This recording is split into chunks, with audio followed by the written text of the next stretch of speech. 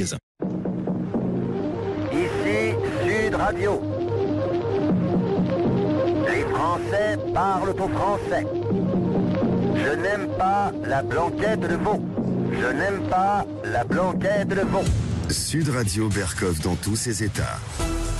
On parle beaucoup de liberté d'expression, hein. On parle beaucoup de liberté, égalité, fraternité, j'adore, hein. C'est sur les frontons de toutes nos institutions.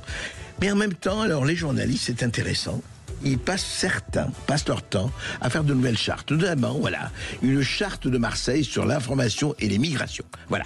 Oh, elle vient de sortir un certain nombre de journaux, de plateformes, on l'a signé, très bien, un certain nombre d'agences. Mais quand on lit, effectivement, cette charte, je ne veux pas la lire entièrement, on se dit... Est-ce que les journalistes sont des enfants qu'il faut éduquer et il faut faire attention? Ils savent peut-être lire et écrire, ils savent peut-être transmettre, mais il faut qu'ils soient disciplinés. Par exemple, alors c'est sur les migrations. Il faut savoir, alors, prendre conscience que le sujet des migrations doit être traité de manière transversale. Les causes de mobilité humaine sont complexes et multifactorielles. Les angles de traitement doivent être exigeants et refléter ces différents prismes. Ah bon? Parce que on les répète plein, de part et d'autre, hein. On a parlé des indignations à 2 poids 2 mesures. On a parlé du woke. On a parlé du narratif qui nie toute réalité, hein. Et il y en a. Eh bien alors, voilà, là, exposer les mécanismes de la désinformation et des stéréotypes sur les migrations en fournissant des informations vérifiées, sourcées et contextualisées. Voilà, un journaliste doit respecter la vérité, quelles qu'en puissent être les conséquences pour lui-même, et ce, en raison du droit que le public a de connaître la vérité.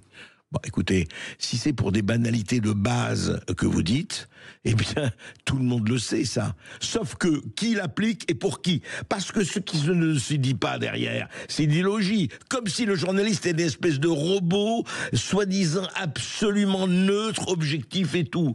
Vous voyez, par exemple, veiller à ne stigmatiser aucune population. Les journalistes doivent garantir, toujours dans cette charte de Marseille, que toute couverture médiatique respecte la dignité des personnes migrantes et s'interroger sur leur propre perception et biais. La charte de Marseille recommande aux journalistes de le mentionner, écoutez bien, de le mentionner l'origine, la religion ou l'ethnie que s'ils estiment que cela est pertinent pour l'information du public. Ah bon?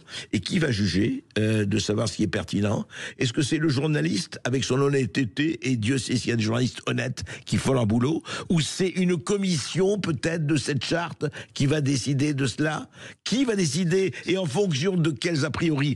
Vous voyez l'hypocrisie fondamentale de cela et quoi? Et que si je suis d'un bord ou d'un autre bord de ce qui se passe actuellement en France et dans le monde, évidemment que je vais je vais pencher, je vais essayer d'aller vers tel.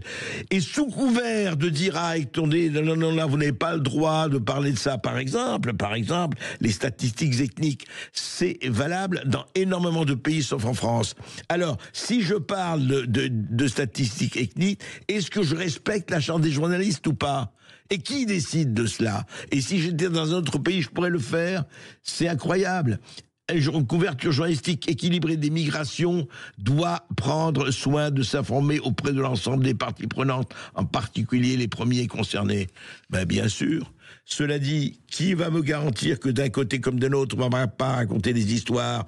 En fait, cette charte ne sert à rien. Simplement rappeler que les journalistes doivent évidemment travailler à enquêter, doivent évidemment travailler à prendre les parties des 2 côtés, mais dites-moi, dans la réalité, vous le savez très bien que beaucoup, et la plupart du temps, je dirais, eh bien, il y a des informations biaisées d'un côté comme de l'autre. On ne va pas prendre des exemples. Vous n'avez qu'à regarder un peu partout ce qui se passe. Donc, le problème, il n'est pas du tout. Il n'est pas là le problème. C'est pas de faire une énième charte qui fait très très bien et qui fait beau dans le paysage. Ce qui compte et ce qui est le plus important, c'est que quand il y a une information qui paraît fake news, quand une information biaisée et tronquée, eh bien que d'autres aillent faire une contre-enquête et dire pourquoi c'est faux. On l'a vu sur le Covid, on l'a vu sur le climat, on le voit dans la guerre Russie-Ukraine, on le voit dans tout ce qui se passe actuellement et on le voit sur Israël, Palestine et autres.